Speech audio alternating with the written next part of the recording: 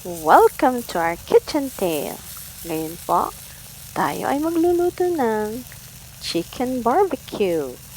It's a simple recipe. Here are the ingredients. We need 1 and 1/2 kilo of chicken meat.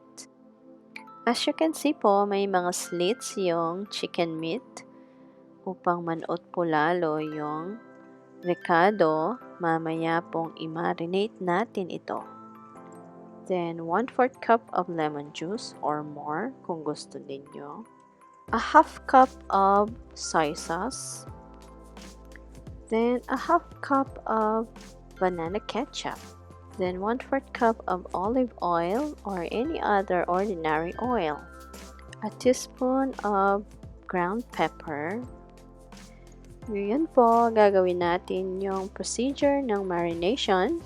Imimix lamang po lahat natin yung mga recado sa chicken meat.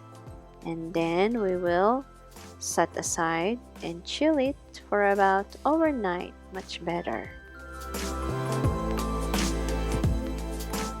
Of course po, para maigi po nating i-mix, kakamayin lamang po natin yung paghalo. Then I add 2 tablespoons of white sugar to the mixture and chill it for overnight. Ngayon po, pwede na nating i-barbecue yung mga chicken. Siyempre po, kakailanganin din po natin ng mga ingredients for our finishing touch. We need 1/4 cup of banana ketchup and oil. Ihahalo lamang po natin yung oil sa ketchup and then pwede na. By the way po, ginamit din po namin yung pinag-marinate ng chicken. While it's grilling, pinapahid po namin ito upang lalo po itong sumarap. Maging matyaga lamang po sa pagpahid hanggang ito po ay maluto.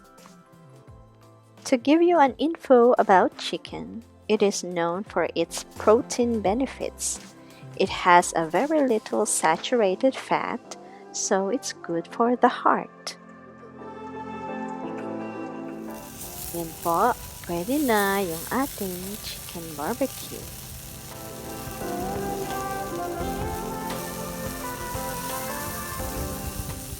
Ito na po yung ating finished product.